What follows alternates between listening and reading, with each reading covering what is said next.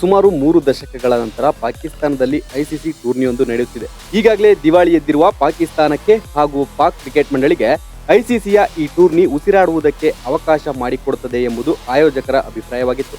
ಆದರೆ ಇಲ್ಲಿಯವರೆಗೆ ನಡೆದಿರುವ ಪಂದ್ಯಗಳಲ್ಲಿ ಭಾರತ ಹಾಗೂ ಪಾಕಿಸ್ತಾನ ನಡುವಿನ ಪಂದ್ಯವನ್ನು ಹೊರತುಪಡಿಸಿ ಉಳಿದ ಪಂದ್ಯಗಳಿಗೆ ನಿರೀಕ್ಷಿತ ಮಟ್ಟದಲ್ಲಿ ಪ್ರೇಕ್ಷಕರು ಮೈದಾನಕ್ಕೆ ಬಂದಿಲ್ಲ.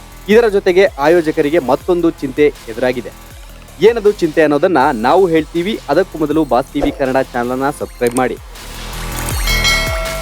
ಹೌದು, ಪಾಕಿಸ್ತಾನದ ಆತಿಥ್ಯದಲ್ಲಿ ನಡೆಯುತ್ತಿರುವ ಚಾಂಪಿಯನ್ಸ್ ಟ್ರೋಫಿಗೆ ಭಯೋತ್ಪಾದಕ ದಾಳಿಯ ಭಯ ಆವರಿಸಿದೆ. ಐಎಸ್ಕೆಪಿ ಭಯೋತ್ಪಾದಕ ಗುಂಪು ಚಾಂಪಿಯನ್ಸ್ ಟ್ರೋಫಿಯನ್ನ ವೀಕ್ಷಿಸಲು ಪಾಕಿಸ್ತಾನಕ್ಕೆ ಬಂದಿರುವ ವಿದೇಶಿಗರನ್ನ ಅಪಹರಿಸಿ ಹಣ ಸುಲಿಗೆ ಮಾಡಲು ಸಂಚು ರೂಪಿಸಿವೆ ಎಂಬ ಮಾಹಿತಿ ಪಾಕ್ ಗುಪ್ತಚರ ಇಲಾಖೆಗೆ ಸಿಕ್ಕಿದೆ. ಪ್ರಸ್ತುತ ಪಾಕಿಸ್ತಾನದಲ್ಲಿ ನಡೆಯುತ್ತಿರುವ ಚಾಂಪಿಯನ್ಸ್ ಟ್ರೋಫಿಯ ವಿರುದ್ಧ ಭಯೋತ್ಪಾದಕರು ಸಂಚು ರೂಪಿಸಿದ್ದಾರೆ. ತೆಹ್ರೀಕ್ ಎ ತಾಲಿಬಾನ್ ಪಾಕಿಸ್ತಾನ್, ಐಸಿಸ್ ಮತ್ತು ಬಲೂಚಿಸ್ತಾನದ ಇತರ ಭಯೋತ್ಪಾದಕ ಗುಂಪುಗಳು ಈ ಪಿತೂರಿಯಲ್ಲಿ ಭಾಗಿಯಾಗಿವೆ.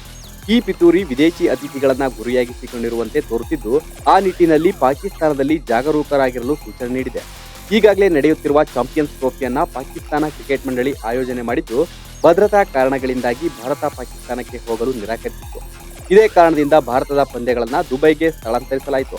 ನ್ಯೂಜಿಲೆಂಡ್ ಬಾಂಗ್ಲಾದೇಶ ನಡುವಿನ ಪಂದ್ಯದ ಸಂದರ್ಭದಲ್ಲಿ ನಿಷೇಧಿತ ಉಗ್ರ ಸಂಘಟನೆ ಇಸ್ಲಾಮಿಕ್ ಪಕ್ಷ ತೆಹ್ರೀಕ್ ಎ ತೈಬಾನ್ ಪಾಕಿಸ್ತಾನ್ ಬೆಂಬಲಿಗನೊಬ್ಬ ಮೈದಾನಕ್ಕೆ ನುಗ್ಗಿ ನ್ಯೂಜಿಲೆಂಡ್ ಬ್ಯಾಟ್ಸ್ಮನ್ ರಚಿನ್ ರವೀಂದ್ರ ಅವರನ್ನ ಅಪ್ಪಿಕೊಂಡಿದ್ದಾನೆ.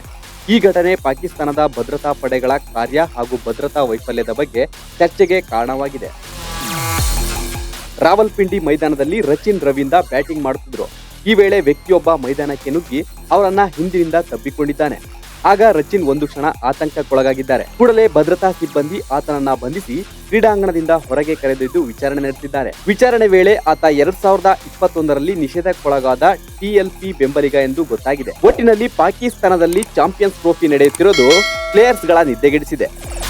Bureau report, Boss TV Kannada. Latest ಹಾಗೂ ಇಂಟ್ರೆಸ್ಟಿಂಗ್ ಸುದ್ದಿಗಳಿಗಾಗಿ ಬಾಸ್ ಟಿವಿ ಕನ್ನಡ ಚಾನೆಲ್ನ ಸಬ್ಸ್ಕ್ರೈಬ್ ಮಾಡಿ. ಹಾಗೆಯೇ ಬೆಲ್ ಐಕಾನ್ ಪ್ರೆಸ್ ಮಾಡಿ. ಇದರ ಜೊತೆಗೆ ಫೇಸ್ಬುಕ್, ಇನ್ಸ್ಟಾಗ್ರಾಮ್, ಎಕ್ಸ್ ನಲ್ಲೂ ಮಿಸ್ ಮಾಡದೆ ಫಾಲೋ ಮಾಡಿ.